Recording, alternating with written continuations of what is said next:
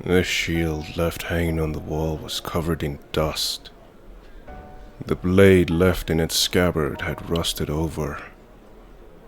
The techniques I hadn't used were forgotten. The body I was trained was left to grow soft. I had lost the will to practice discipline. I thought things would end without a single word.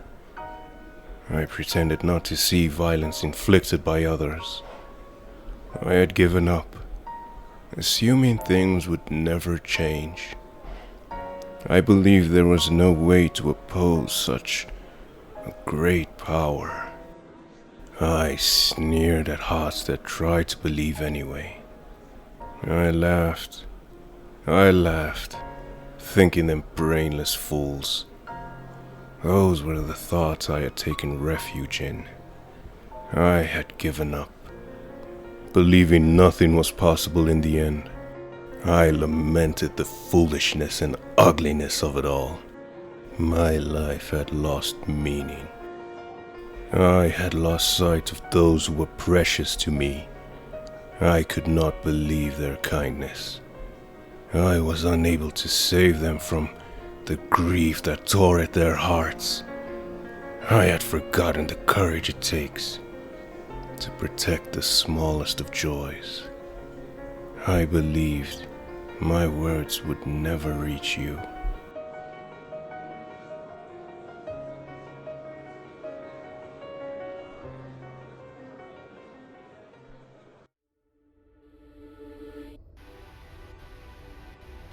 Another dreary day. Of course, it's a sign I'm still alive. The sun shining ever bright. And that shield, fastened to the wall, it's just gathering dust. That sword, that's been rusting away in its sheath. I forgot skills that I no longer use. I left my trained body as it is. I lost my judging heart. I thought that this could end without me telling anyone. I saw others' violence and pretended not to see. I gave up since I couldn't change it anyway. I thought that I couldn't go against great strength. I laughed. Oh, I laughed at the hearts that believed. I laughed at them for being worthless. That's how I ran from everything. I gave up, thinking that it was impossible.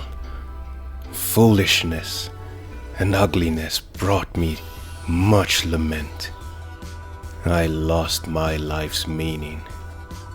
I lost sight of my treasured person. I could not keep believing in their gentleness. I could not save them from their heart-tearing sorrow. Damn it. I forgot the courage needed to protect mundane happiness.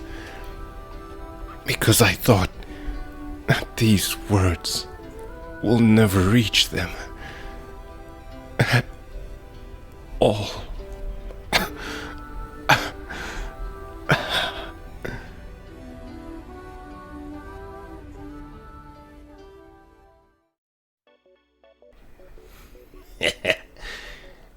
You wanted a second story, yeah? Right then. I tell you one I know, a real ghoulish tale of a thing. There once was a ritual gathering of spirits held on the night of the 10th full moon of the year. During the ceremony, they would gather on the shores of the lake and boast to one another of the evil deeds they had performed during the year.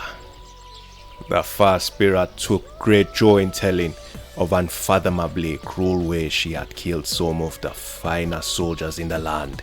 Over the year, she had transformed her shape into a lady of the night, called out to various other men, then tore off every last piece of their body when they came to her bed.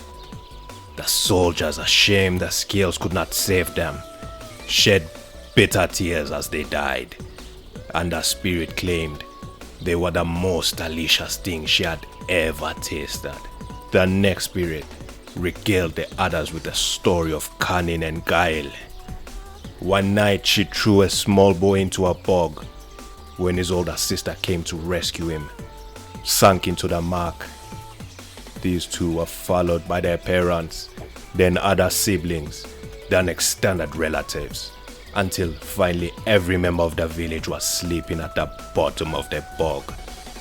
When the spirit finished her story, she was so beside herself with glee that she did not even notice the saliva drip down her chin. Nervously, the smaller spirits of the group stepped forward to address the crowd. I am the most amazing of all, cried the oft-ridiculed spirit at the top of her lungs. For it was I who thrust all living creatures into terror's deepest depths.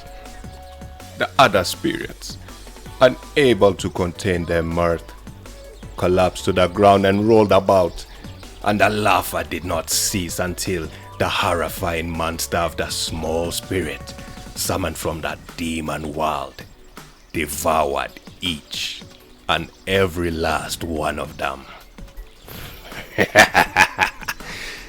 A bit of chills up your spine. I mean, who believes in ghost tales?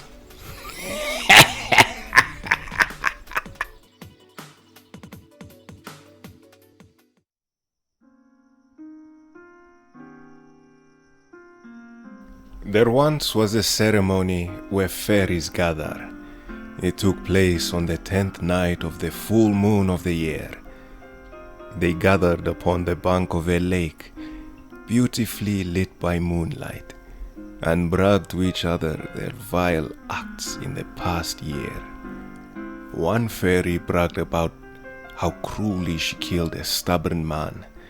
The best soldiers of a certain country had their bodies pulled apart by a fairy disguised as a prostitute. The fairy talked at length about how men shed tears of regret without being able to put their sword skills to use, and her companions all sang cheerily. The next fairy boasted of how sly and cunning she was. She first sunk a small boy in a swamp. His sister, who tried to save him, was sunk in the swamp as well. Just like that, his siblings, parents, relations, and even all the villagers sunk into the swamp. The fairy recalled that scene, and she smiled while drooling. The smallest fairy spoke up, hesitantly. I think I am the most amazing here. The small fairy was usually made fun of, and it took all of her strength just to talk. I pushed many life forms into the depths of terror. The surrounding fairies clutched their bellies and laughed. They only stopped laughing after ugly monsters came out from the pathway to the demonic realm that the small fairy opened and ate all of them. Not even a scrap remained.